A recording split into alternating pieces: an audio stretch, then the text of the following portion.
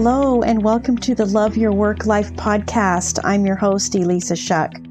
Whether you're going for that next promotion, looking for a job, or making a career pivot, I'll teach you how to navigate it all so you can have the career you want.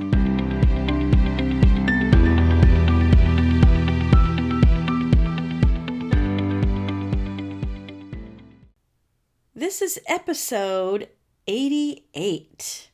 Have you ever had this happen to you? You decide on a goal and you feel pretty good about it. You're like, oh, okay, yeah, I can do this. And you feel a little motivated. But somewhere, and for me, this happens approximately 12 to 18 hours later. If I feel good one afternoon about my goal, then certainly by the time I get up the next morning, I'm experiencing this. And maybe you do too. Fear, dread, retreat, like, oh, I don't know. Maybe I don't actually need that goal. Maybe I don't actually want that thing, right? It's so crazy how we give up on it so fast before we actually ever get started. It's kind of crazy. I always wonder if it's this thought, and I don't think that this is happening on a conscious level, but somewhere in there, we don't really believe that we can get what we want. We don't really believe that the goal is achievable. If it's not actually going to happen, then why would I waste my time doing anything towards it? Like I said, I don't know that it's conscious, but I've just got to believe that somewhere in there is that thought, hey, if it's not going to happen, then if I don't do anything about it, I won't be disappointed. Oh. And so you slip back into your routine and your career move goes back to being a someday. Someday when the market changes. Someday when I have all my ducks in a row and everything is perfect and I'm so prepared. Someday when I feel like it again, I'll go for it. Well, guess what, my friend? You're never going to feel like it unless you decide to feel like it. The market's always going to be wacky. It just is, right? It's a circumstance that we're all experiencing all the time. Your ducks are probably never going to be in a row. And I was so tempted to look up some of those cute animal videos where it shows the mommy walking across the street and the little ducks behind her. There's always a duck that's getting out of place, and you have to go chase it down and bring it back in. Perfection in advance of taking action is not possible. And if you're telling yourself that it needs to be perfect before you can move forward, you're just lying to yourself because it doesn't. You have plenty of time to perfect as you go. So you've got to get really curious about why are you perfecting? Is it your brain's clever way of avoiding your goal? Very fascinating. So what I want to teach you today is 3 ways that you can get to your goal so that you don't have excuses anymore. And you can play with these 3 things depending on what is going on, depending on what your thoughts are, depending on what your particular obstacle is. So here's way number 1, willpower. Now, I call this kind of powerful. It's true that we see people in other areas of work life, like athletes, for instance. They just seem to have more willpower, right? That entrepreneur seems to have so much willpower, this powerful way of behaving towards their goal. It's the Nike slogan, just do it, right? Just do it. Well, that's one way. The second way is through discipline. You create a strategy, you plan, you get your next steps, and you just have a sense of discipline and you show up, right? It's just a matter of discipline. The third way is passion. There's a fire within you that compels you to go towards your goal. Now, we can feel any one of these things at different times. What I'm offering you is use all three, not at the same time, but find the one of these three that serves you in the moment you find yourself in when it comes to achieving your goal. So here's how you're going to do it.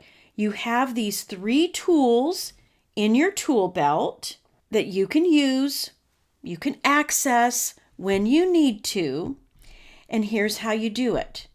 You find the thought that makes you feel the emotion. So you want to feel powerful, you want to access willpower. What is the thought that makes you feel that way? You want to access discipline. What is a thought that makes you feel like a ridiculously disciplined person who can show up and have your own back anytime you want to? What's the thought that creates the feeling of passion and purpose? That's a good one. I probably could have substituted purpose for passion, but I think they kind of go hand in hand. Maybe purpose feels a little deeper. You pick the one that feels good for you.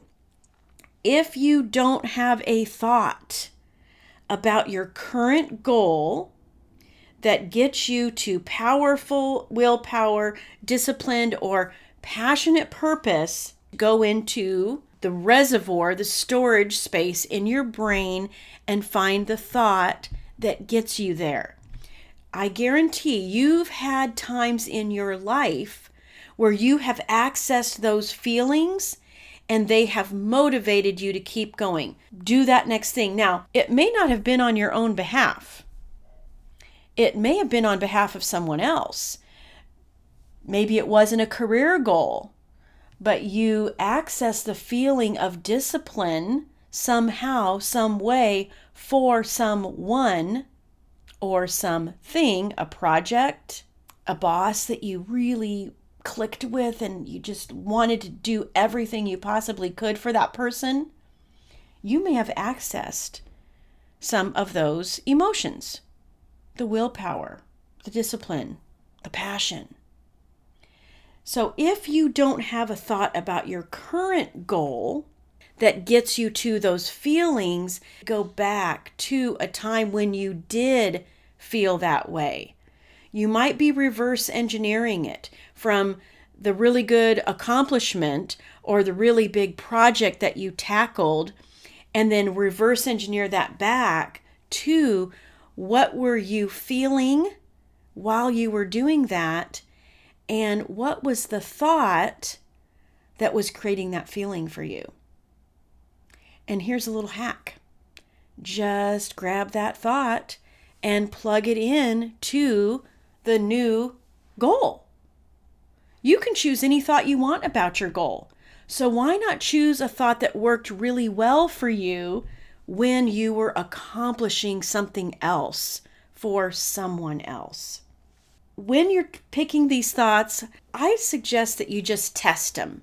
It's a little bit like marketing, right? Marketing is always testing and pivoting. Test these thoughts for yourself. I'll give you a few that might be helpful. So let's say you want to feel a sense of willpower. You want to feel that sense of power. Then maybe the thought to try on is, I can handle anything that comes my way. How does that feel? Does that help you feel like, yep, it feels powerful. It feels like there's nothing that can tear me down. There's no trash talk that I can give myself that's going to stop me. In fact, if you want to be like the athletes, maybe, this is a cool idea. Maybe you use any of that trash talk, imposter syndrome kind of stuff that tends to go on in your brain as motivation. Don't you love it when the athletes are attacking each other on social media, and man, the ones that get trash talked, they show up in the bigger way on game day. What if you did that for yourself? Use any thought that comes into your head as an opportunity to decide, does it serve me or not? Does it give me a feeling of power? Nope, you're not going to stop me. I can do anything. I can handle anything that comes my way. Okay, let's try another one. How about for discipline? When you feel disciplined, you show up in a different kind of a way, right? When you need discipline, try this one. I always show up when it counts. How does that thought feel? I always show up when it counts. I know you've done this for other people in your life, personally or professionally. How does it feel to show up for yourself always when it counts? This is a feeling of discipline that can serve you really well when you are going for your goal, going for that career move, going for that promotion. When you need to feel discipline, try that thought on. I always show up when it counts. All right, let's look at passionate or purposeful. But I think this thought is so good for passion, for igniting that passion in you. And it's a thought that serves me really well in my life and the things that I want to do. And that is, everything I want is on the other side of the next action I take. Isn't this so cool? Because we think of passion as being this big, giant thing.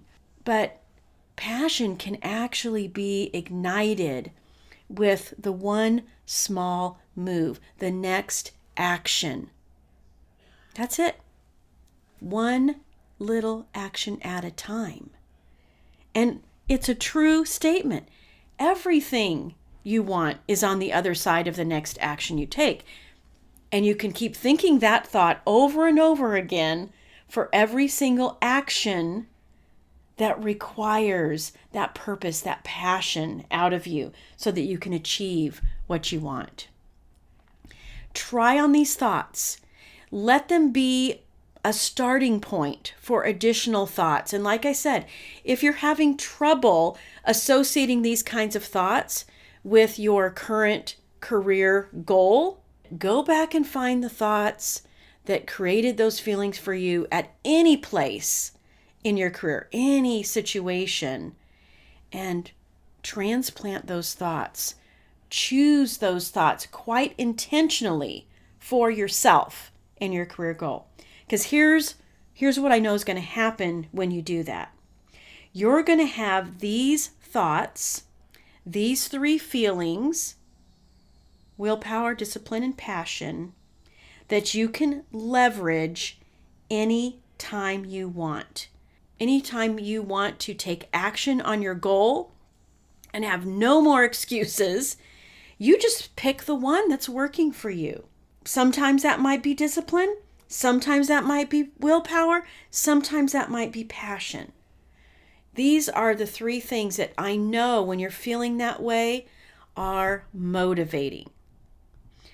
So pick the one in the moment.